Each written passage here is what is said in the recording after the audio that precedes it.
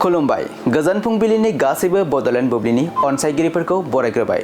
दिनै 1 सेप्तेम्बर समबारनि फानजामुथिखौ फरायथिनो लादों आं रबिन बसुमतारिया।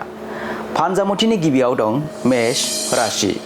गोनां हाबाफारियाव नखरनि मदद मोननाय नङा, गोसोखौ लोरबां मोनगोन। वृष राशि। नोंथांनि साननाया जाफुंनायनि लामायाव फैगोन, गोसोआव खुसि फैगोन। मिथुन राशि। नोंथाङा जेखौ हास्थायदों बेखौनो मोननो हागौ, रंजा खुसिनि सान जागोन। कर्कट राशि। फिसा जाहोननि थाखायनो सोरजोंबा नांलायलायनाय जानो हागौ, सुथुर जालायना थागोन। सिंह राशि। सिगाङाव जानाय जाथायफोरा गोसोआव जाखांफैबाय थागोन, गोसोखौ अशान्ति मोनगोन। कन्या राशि। सोरजोंबा जानाय दावराव दावसिया जोबस्रांगोन, गोरोबलायफिनना थानो हागोन। तुला राशि। नोंथाङा गिदिर जेंनायाव गोग्लैनो हागौ, गोबां रांखावरि खहा जागोन। वृश्चिक राशि।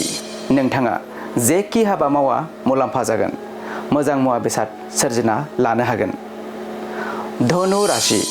जेबो खामानि गैयाब्लाबो दावबायनो गोनां जागोन, देहाखौ मेंखांनाय मोनगोन। मकर राशि। नोंथाङा समाजनि मावनांगौ बिबानाव जाफुंसार जानो हागोन, मोजां मुं गोसारगोन। कुम्भ राशि। गोबावनिफ्रायनो आसा खालामना थानाय खामानिफोरा जाफुंगोन, मोजां सान। आरो मीन राशि। बिसि फिसायनि गेजेराव हेंथा हेंसि सोमजिगोन, नखराव अशान्ति सोमजिगोन। दिनै सानसेनि राशि फरायथिनायाबो एसेनोसै। आसा खालामो नोंथांनि दिनैनि साना मोजाङै मोजां थांगोन। बेखौ बडलेण्ड बुब्लि नखरनिफ्राय मिजिंथिबाय। गोजोन्थों।